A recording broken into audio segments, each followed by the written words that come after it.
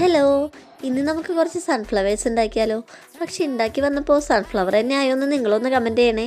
അപ്പോൾ ഫ്ലവേഴ്സ് ഉണ്ടാക്കാൻ വേണ്ടിയിട്ട് തയ്ക്കുമ്പോൾ നെക്ക് കൊട്ടിക്കില്ലേ, ആ ക്യാൻവാസ് പേപ്പർ ഉണ്ടല്ലോ, അതാണ് കേട്ടോ ഞാൻ യൂസ് ചെയ്തിട്ടുള്ളത്.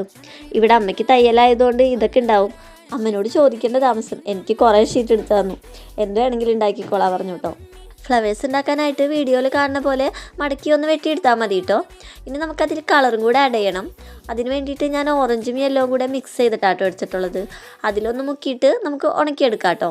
കളർ മുക്കി ഉണങ്ങി കിട്ടിയതിന് ശേഷം നമുക്കിനി ഇതുപോലെ പെറ്റൽസൊക്കെ ഒന്ന് ഒട്ടിച്ചെടുക്കാം കേട്ടോ. ഇനി അത് മൂന്നും കൂടെ ഒരുമിച്ച് ഒട്ടിച്ചെടുക്കണം. ഇനി സെൻറ്ററിൽ വെക്കാൻ വേണ്ടിയിട്ട് ബ്രൗൺ കളർ ഒന്ന് ആഡ് ചെയ്തത് ഉണക്കിയെടുത്തിട്ടുണ്ട് ഇതുപോലെ നീളത്തിൽ. അത് നമുക്ക് ഇതുപോലെ ചുരുട്ടി എടുത്താൽ സെൻറ്ററിൽ വെക്കാനുള്ള സംഭവം റെഡി ആയിട്ടുണ്ട്. അതിനൊരു ബ്ലാക്ക് കളറും കൂടെ ഒന്ന് ടച്ച് ചെയ്ത് കൊടുത്തിട്ട് സെൻറ്ററിലായിട്ട് ഒട്ടിച്ചു കൊടുക്കാം.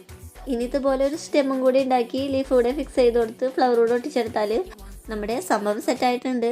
പക്ഷേ ഉണ്ടാക്കി വന്നപ്പോൾ ഞാനെന്തോ വിചാരിച്ച പോലെ അത്രയ്ക്ക് ഭംഗിയായിട്ട് കിട്ടിയിട്ടില്ല. അപ്പോൾ ഈ ഫ്ലവേഴ്സ് ഇഷ്ടമായിട്ടുണ്ടെങ്കിൽ ലൈക്ക്, കമൻറ്റ്, സബ്സ്ക്രൈബ് ഒക്കെ ചെയ്യാൻ മറക്കല്ലേ കേട്ടോ. അപ്പോൾ എല്ലാവരും ഒന്ന് ട്രൈ ചെയ്ത് നോക്കണേ.